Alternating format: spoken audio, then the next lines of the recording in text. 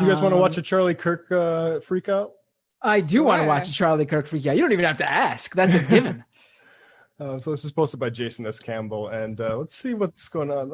We haven't checked in with Charlie Kirk in a long time. I'm not. He has got his new. He's got his new studio. Yeah.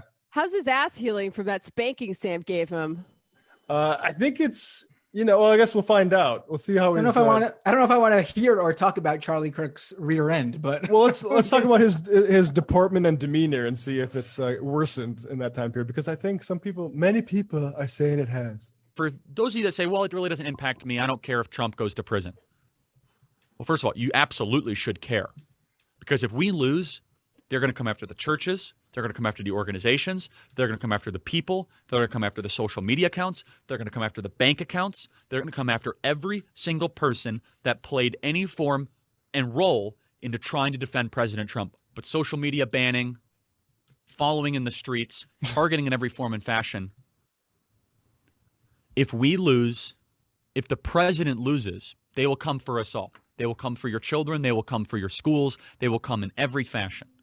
And they won't stop. This idea that the left is all of a sudden going to embrace the Christian ethic of forgiveness and moving on is so short-sighted. You read this article, I have it on charliekirk.com. It shows in such vivid detail that they are going to do whatever it takes to try to personally and intergenerationally destroy Donald Trump. That's how much they hate him. They hate him not because of his tweets, not because of his style. They hate him because now Gorsuch and Kavanaugh are on the Supreme Court. They hate him because the embassy is now in Jerusalem. They hate him because illegal immigration is going down. They hate him because middle-class wages are going up. They hate him because China is now being held accountable. They hate him because we're out of TPP. NAFTA has been renegotiated. They hate him because all of their schemes have been put in jeopardy. All of the plans of the ruling class. Yes, I just want to. All of their schemes have been put in jeopardy.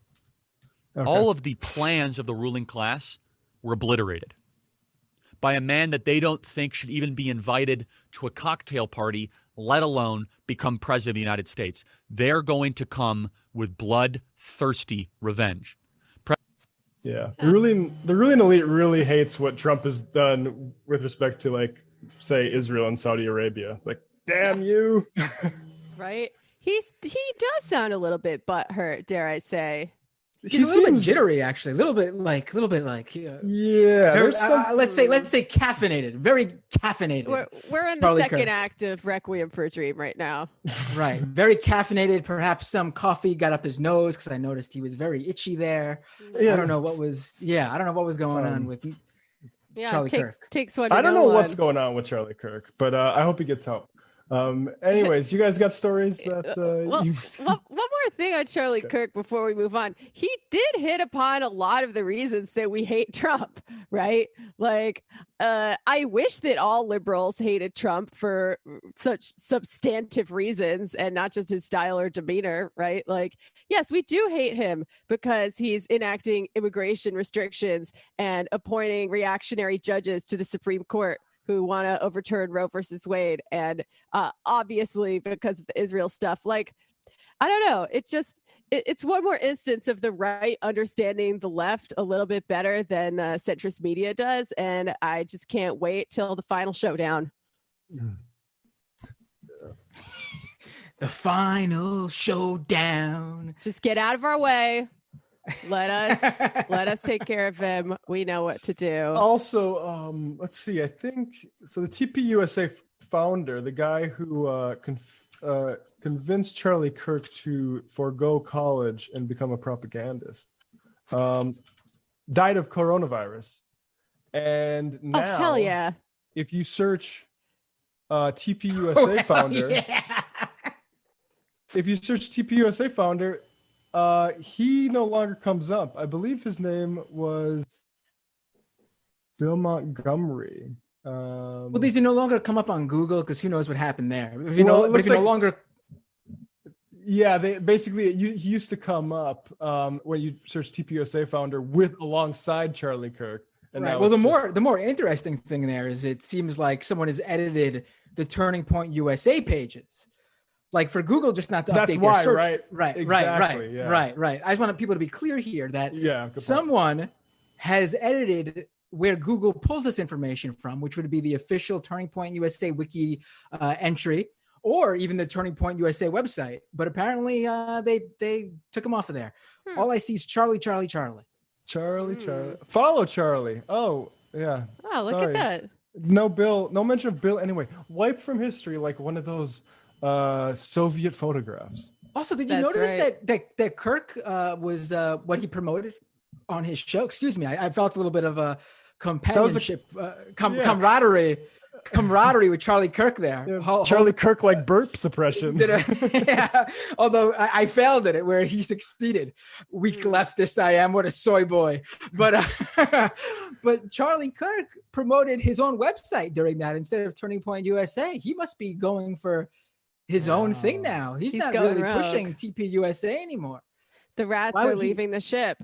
I don't know. Maybe it's like a boy band, you know? Once you're not young and cute anymore, they replace you with someone younger and cuter. Only, you know, he was never cute to begin with. So maybe that falls apart. That's really the problem with Charlie is he's aging out rather quickly. Like, is he even going to look like a young conservative by the time coronavirus is done? Especially with his lifestyle? I think his head is just going to keep growing and his body's going to stay normal size. When you look like a lollipop. When you look at the founders of other like young conservative organizations, he's actually finally aging into that group. Maybe he needs another 5 or no, it's true. They have 5 to 10 years. They all like will themselves to start balding when they're like 16. I've seen it. Right. I feel like young people who vote Democrat are usually considered to be people under the age of like 45. But actual young Democrats, you'd probably say are like 20, 30. With Republicans, the young conservative is usually starts at 45. Right. Yeah. One more thing about what he says in this clip. Like, it's 100% projection, right? Because people on the left know if Trump wins again, he's probably going to come after us in all the different ways that Charlie Kirk is saying that the radical left, if Biden wins, is going to come after them. Like, I wish Biden would do that, but we all know that he isn't going to. But like the kind of stuff that he's talking about, the kind of intrusion on our civil liberties is absolutely something that the radical right would do. Yeah, he says that on the same day that half of his colleagues, like Mark Levin and Roger Stone, are talking about Trump using the Insurrection Act to make sure he can control the election. Like, I mean, absolutely. It's also probably very sad to Charlie, and maybe this is why he's plugging his own stuff, that Candace Owens, in terms of clout, has completely eclipsed him. Like, he used to be the person who's like, I got Candace here, and now it's, who's Charlie Kirk? That's weird. Weird. Freaking Laura Loomer just won a primary. He must feel awesome about that. That's true. She can actually exercise power.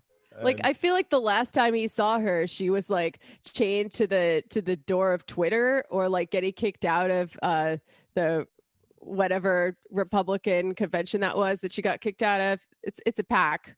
Yeah. Something PAC. CPAC. CPAC, right? Yeah. CPAC, yeah. The conservative political action. Sorry, guys, my brain is not working very well today. And now she's like winning primaries. Charlie Kirk, do better. Yeah. Charlie Kirk's let the even further extreme far right people take over, and I guess he's got yeah. And they didn't even have to wear diapers to do it. Oh my God. You know, that note is so funny because you hear this just narrative pushed by a lot of members of Republicans in Congress and given like some kind of heat by certain members of Democrats that the left has gone crazy.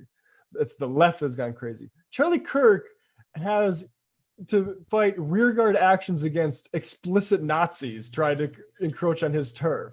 Like, we don't really have that problem at MR. Like, we got people that criticize us for whatever, reason that we're this or that. But I don't see any like Maoists saying like we need to start like killing everyone with eyeglasses. That is like really like encroaching onto the Majority Report territory. The right has gone crazy. Which shows the failings of the Majority Report. Yeah, we're not radicalizing people enough. All right, let's